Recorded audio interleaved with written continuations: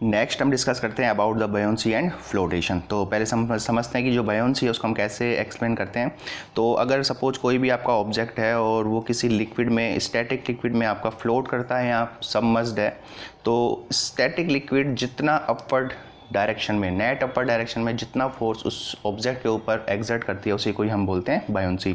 तो सपोज हम कैसे समझ सकते हैं बायोंसी को, पहले हम डेफिनेशन देखें। Buoyancy force, the force exerted by fluid on any object in net vertical upper direction is known as buoyancy force. तो सपोज हम एक पहला केस कंसीडर करते हैं जिसमें आपका एक ऑब्जेक्ट है, फ्लोटिंग कंडीशन में है या पार्शियली सबमर्ज्ड है। तो अगर मैं बात करूँ हॉरिजॉन्टल डायरेक्शन में, तो यहाँ पे जितना फोर्स लगेगा और यहाँ पे जितना फोर्स लगेगा वो इक्वल हो जाएंगे। तो नेट हॉरिजॉन्टल डायरेक्शन में फोर्स आपका जीरो रहता है। लेकिन वर्टिकल की बात करें, तो वर्टिकल की अगर हम बात करें, तो अगर हम इस फेस पे देखें तो इस इधर जो भी प्रेशर होगा, इस लेवल पे जो भी प्रेशर होगा, वो प्रेशर, इस प्रेशर की वजह से इस ऑब्जेक्ट पे एक फोर्स एक्सर्ट होगा और वो होगा आपका वर्टिकल अपवर्ड डायरेक्शन में। The net vertical upper direction में जो फोर्स होता है उसी को हम बोलते हैं बायोंसी फोर्स। अब बात आती है कि इसको कैलकुलेट कैसे किया जाता है। तो सबसे पहले अगर हम बात करें कि यहाँ पे अगर आपको प्रेशर पता है, प्रेशर हम इजीली कैलकुलेट कर सकते हैं। एक्स डेप्थ पे जो प्रेशर होता है वो होता है रो जी एच, यहाँ पे एफ इसलिए लिया है, रो फ्लूइड की डेंसिटी, जी कांस्टेंट, एक्स आपकी डेप्थ है। तो ये तो हो गया प्रेशर। इस प्रेशर को अगर मैं इस ऑब्जेक्ट के एरिया से मल्टीप्लाई कर देता हूँ, क्योंकि प्रेशर हमें पता है it is force upon area. तो प्रेशर को जहाँ पे भी एरिया मिल जाता है वो फोर्स में कन्वर्ट हो जाता है। और डायरेक्शन आपको पता ही है कि वर्टिकल अपवर्ड डायरेक्शन। तो यहाँ पे अगर हम बात करें वर्टिकल अपवर्ड डायरेक्शन में फोर्स कितना कैलकुलेट होगा, तो ये आपका प्रेशर था, इसको आपने मल्टीप्लाई किया ए से, तो यही आपका होता है बायोंसी फोर्स। क्योंकि ऊपर आपका कोई भी लिक्विड नहीं है, तो इस वजह से जो लिक्विड अपर डायरेक्शन में, नेट अपर डायरेक्शन में देखा जाता है। अभी हम दूसरे केस में सबमर्ज के लिए बात करेंगे। तो बायोंसी फोर्स की जो इक्वेशन आती है वो force of buoyancy rho F G into X into A. यहाँ पर अगर हम एक चीज़ को नोट करें, ये आपका जो एक्स ए है, ये चीज़ है जो एक्स ए, एक्स आपका सबमर्ज्ड डेप्थ था और ए आपका एरिया था। तो एक्स इंटू ए आपका होता है वॉल्यूम, सबमर्ज्ड वॉल्यूम है, इसको हम बोलते हैं वॉल्यूम डिस्प्लेस्ड। तो जो बायोंसी फोर्स है उसकी इक्वेशन बन जाती है rho F G into volume displaced. हम पहले पढ़ते हैं कि जो वेट का फॉर्मूला होता है वो आप रो इंटू जी इंटू बी, हम पढ़ते हैं कि जो वेट है रो इंटू जी इंटू बी। तो इस तरह से ये एक तरह से आपको किसको बताता है, वेट को।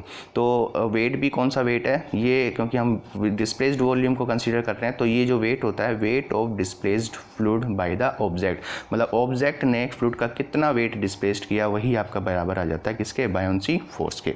तो ये हमने सबमर्ज्ड की बात की थी, सबमर्ज्ड के केस में और सॉरी, ये हमने पार्शियल सबमर्ज की बात की थी। और अगर हम बात करें सबमर्ज के केस में, तो सबमर्ज के केस में भी हम कैलकुलेट कर सकते हैं। सपोज आपका ये ऑब्जेक्ट है, तो पहले तो हमने देखा था कि हॉरिजॉन्टल में इधर और इधर इक्वल अमाउंट होने के कारण जीरो जाते हैं, लेकिन यहाँ पे अब सबमर्ज के केस में, क्योंकि यहाँ पे भी लिक्विड है, तो यहाँ पे जो लिक्विड है वो इस डायरेक्शन में फोर्स अपवर्ड करेगा और यहाँ का लिक्विड इस डायरेक्शन में फोर्स को एग्जर्ट करेगा।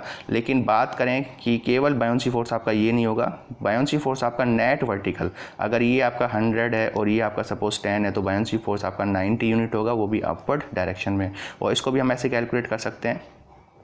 कैलकुलेट करने के लिए जो एफ नेट होगा, क्योंकि दोनों चीज़ों से हम देख सकते हैं, एफ नेट होगा रो एफ जी एक्स टू ए, मतलब पहले x2 हाइट थी यहाँ तक, तो ये हो जाएगा माइनस ऊपर से जो x1 हाइट थी रो जी एच। ये अगर हम देखें, ये ऑब्जेक्ट हम बात करें, अगर ये यहाँ से x1 हाइट पे है, ये यहाँ से x2 हाइट पे है, तो यहाँ पे फोर्स कैलकुलेट हो जाए और यहाँ पे फोर्स कैलकुलेट हो जाए। तो यहाँ पे फोर्स कैलकुलेट करने के लिए यहाँ का प्रेशर रो इंटू जी इंटू x1 इंटू एरिया, और यहाँ का फोर्स कैलकुलेट करने के लिए रो इंटू जी इंटू x2 इंटू एरिया। तो इनका जो डिफरेंस होगा वही आपका बायोंसी फोर्स के बराबर होता है। तो जब हम डिफरेंस की बात करते हैं तो ये डिफरेंस आपका आ जाता है नेट फोर्स।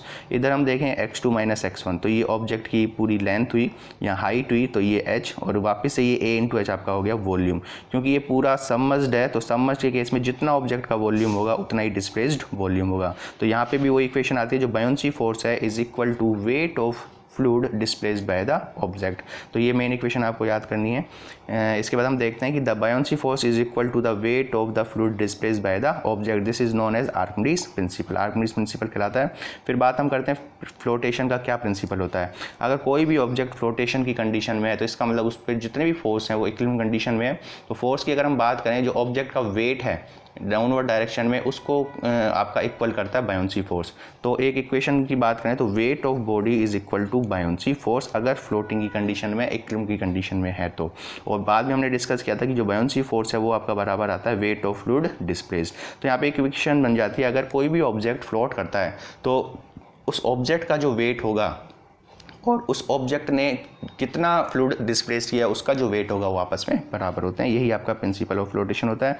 यहाँ से इक्वेशन बन जाती है, सपोज वेट ऑफ बॉडी के लिए रो बॉडी हो गई, जी कांस्टेंट हो गया, और वॉल्यूम ऑफ बॉडी, तो यहाँ पे यहाँ पे वेट ऑफ बॉडी आता है, कितना फ्लूइड डिस्प्लेस्ड हुआ, रो फ्लूइड का, जी कांस्टेंट, और वॉल्यूम ऑफ फ्लूइड डिस्प्लेस्ड। तो यहाँ से एक इक्वेशन बनती है, इस इक्वेशन से कई सारे न्यूमेरिकल आप सॉल्व कर सकते हो। उसके बाद बात करते हैं centre of buoyancy. Centre of buoyancy का मतलब है कि जिस पॉइंट पे बायोंसी फोर्स आपका काम करता है, या इसको हम कह सकते हैं it is the point at which the buoyancy force is act and this point will situated at the centre of gravity displaced volume. क्योंकि अभी हमने देखा था कि जो बायोंसी फोर्स है वो फ्लूइड, जितना फ्लूइड डिस्प्लेस्ड हुआ, इतना फ्लूइड डिस्प्लेस्ड हुआ उसके वेट के बराबर होता है। तो बायोंसी फोर्स कहाँ काम करेगा, जितना फ्लूइड आपका डिस्प्लेस्ड हुआ उसके जो वेट का सेंटर ऑफ ग्रेविटी होता है वही आपका बायोंसी फोर्स होता है। अगर मैं पूरे ऑब्जेक्ट की बात करूँ, पूरे ऑब्जेक्ट के लिए बात करें तो इसका सेंटर ऑफ ग्रेविटी यहाँ होगा, लेकिन डिस्प्लेस्ड फ्लूइड की बात करें तो इसका सेंटर ऑफ ग्रेविटी यहाँ होगा। तो इसी पॉइंट को बोलते हैं सेंटर ऑफ बायोंसी। तो इस पॉइंट पे आपका सेंटर ऑफ बायोंसी काम करता है। तो ये वैल्यू आपको याद रखनी होती है। कई बार कई सिचुएशंस ऐसी आती हैं, जैसे ये रेक्टेंगुलर कंडीशन हो गई, ये ट्रायंगुलर सरफेस हो गया, तो इसके लिए सेंटर ऑफ ग्रेविटी कहाँ होता है, सेंटर ऑफ बायोंसी कहाँ होता है, ये आपको चीज़ें पता होनी चाहिए। तो ये कई सारे इस पर क्वेश्चन बनते हैं छोटे छोटे। उसके बाद इसमें मेन चीज़ हम डिस्कस करते हैं about the types of equilibrium.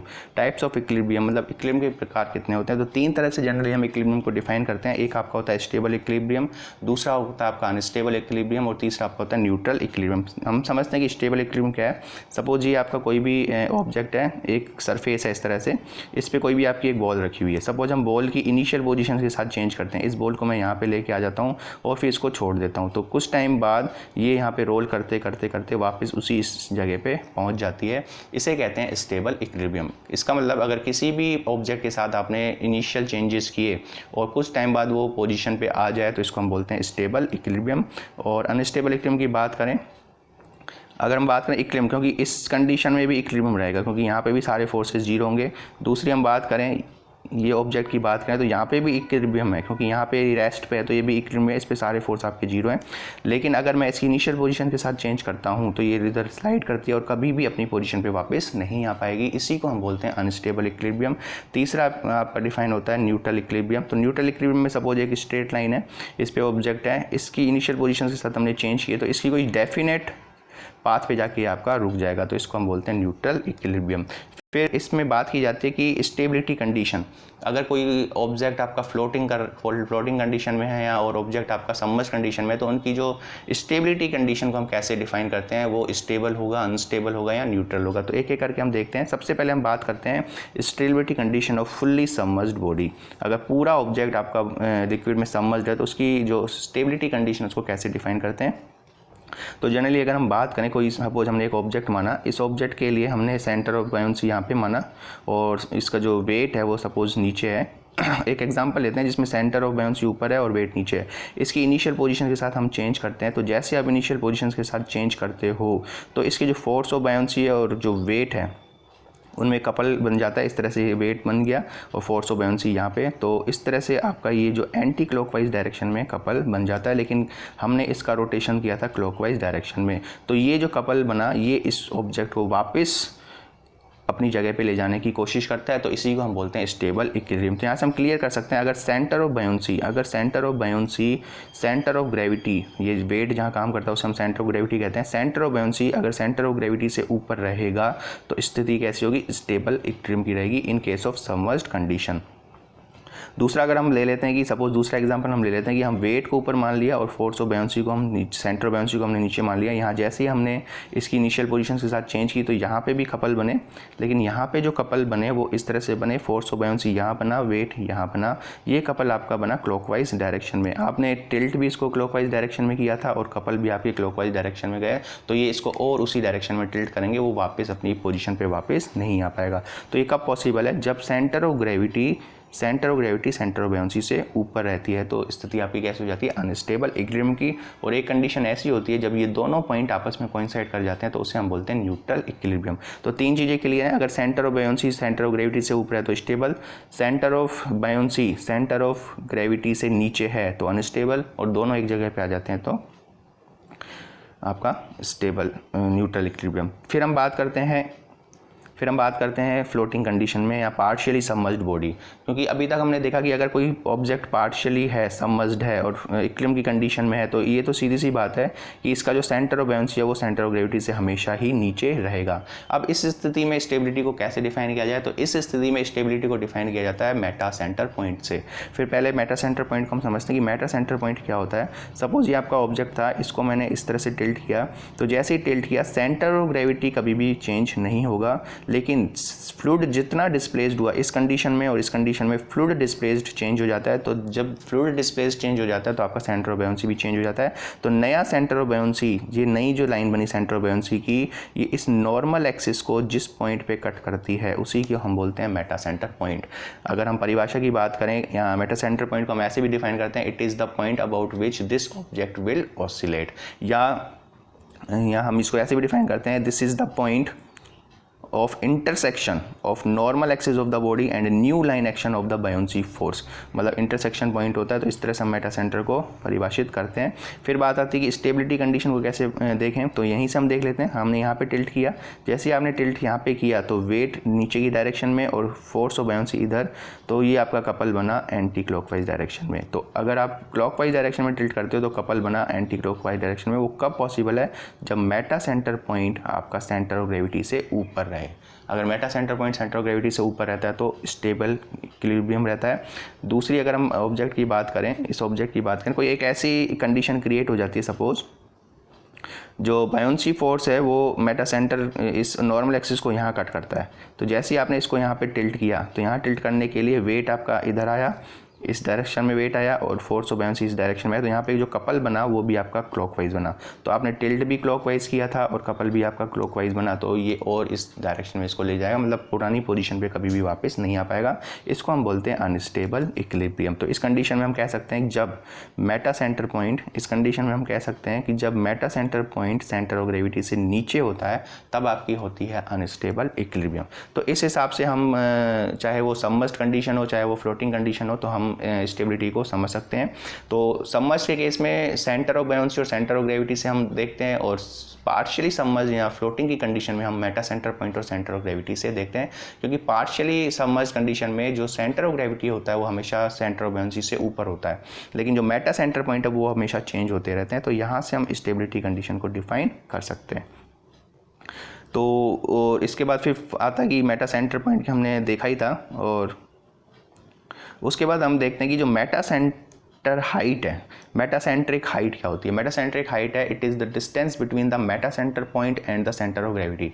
मतलब कोई भी ऑब्जेक्ट है उसका जो मेटा सेंटर पॉइंट है और सेंटर ऑफ ग्रेविटी उनके बीच की जो डिस्टेंस होती है उसे हम मेटा सेंटर पॉइंट कहते हैं, और उसको हम डिफाइन करते हैं GM से, और इसका फॉर्मूला होता है I, मतलब moment of inertia about the centroidal axis, moment of inertia about the centroidal axis, v displaced, मतलब वॉल्यूम कितना डिस्प्लेस्ड हुआ, इस कंडीशन में कितना वॉल्यूम डिस्प्लेस्ड हुआ वो, और bg का मतलब है सेंटर ऑफ बायोंसी और सेंटर ऑफ ग्रेविटी के बीच की दूरी। तो ये काफ़ी इंपॉर्टेंट फॉर्मूला है, ऑब्जेक्टिव क्वेश्चंस भी बनते हैं यहाँ एज इट इज़ आपसे पूछता है। तो metacentric height is equal to I, मतलब moment of inertia about centroidal axis, displaced volume minus bg। तो यहाँ से हम कई सारे न्यूमेरिकल इस तरह से बनते हैं। सपोज ये आपका कोई भी ऑब्जेक्ट है, इसकी लेंथ सब कुछ दी हुई है, और इसमें आपसे ये पूछता है कि बताओ मेटा सेंट्रिक हाइट कितनी होगी, तो सारी चीज़ों को हम कैलकुलेट करके इसमें सॉल्व कर सकते हैं। तो उसके बाद बात आती है, एक छोटे से क्वेश्चन बनते हैं कई बार, weight loss in liquid due to buoyancy.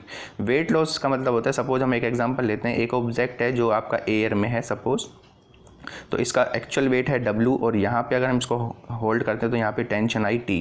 यही ऑब्जेक्ट हम किसी लिक्विड में ले जाते हैं तो तो जो इसका वेट है वो आपका कम हो जाता है, क्योंकि यहाँ पे एक एक्स्ट्रा बायोंसी फोर्स काम करता है। तो ये बात होती है कि बताओ कि जो वेट है उसमें कितना लॉस हुआ। तो अगर हम यहाँ पे इक्वेशन देखें, यहाँ पे टी जो है, टेंशन जो है वो इज इक्वल टू डब्ल्यू आ जाती है, क्योंकि ऊपर आपकी टेंशन नीचे डब्ल्यू। लेकिन यहाँ पे हम देखें तो यहाँ पे एक और फोर्स इंट्रोड्यूस हो जाता है, वो होता है फोर्स ऑफ बायोंसी। और फोर्स ऑफ बायोंसी की वजह से इक्वेशन अगर हम बने, क्योंकि वेट नीचे की तरफ है, वेट बराबर क्या हो जाएगा T1, क्योंकि अब टेंशन चेंज हो जाएगी, और प्लस फोर्स ऑफ बायोंसी। तो ये फोर्स ऑफ बायोंसी T1। तो ये जो T1 और ये बात हम करें T1 और T की, तो इनमें जितना डिफरेंस होगा वही एक तरह से वेट लॉस को आपको बताएगा। तो यहाँ से T बराबर W आया, यहाँ से T1 बराबर W माइनस F भी आया। तो यहाँ पे अगर हम बात करें वेट लॉस की, तो weight loss T minus T1, यहाँ से इक्वेशन बन के हो जाती है फोर्स ऑफ बायोंसी के बराबर। मतलब जो वेट लॉस होगा वो किसके बराबर होगा, फोर्स ऑफ बायोंसी के बराबर। और फोर्स ऑफ बायोंसी आप इजीली कैलकुलेट कर सकते हो। इस कंडीशन में अगर फोर्स ऑफ बायोंसी कैलकुलेट करेंगे तो इस ऑब्जेक्ट ने कितने फ्लूइड को डिस्प्लेस्ड किया, क्योंकि ये पूरा का पूरा समझ रहे, तो इतना ही वॉल्यूम आपका डिस्प्लेस्ड हुआ। और वेट के लिए rho into ji into we हम कैलकुलेट कर सकते हैं, जहाँ पे रो फ्लूइड का वॉल्यूम। तो ये जो वेट लॉस होता है वो हमेशा बायोंसी फोर्स के बराबर आता है। तो ये हमने बात की आपकी बायोंसी की एंड फ्लोटेशन की।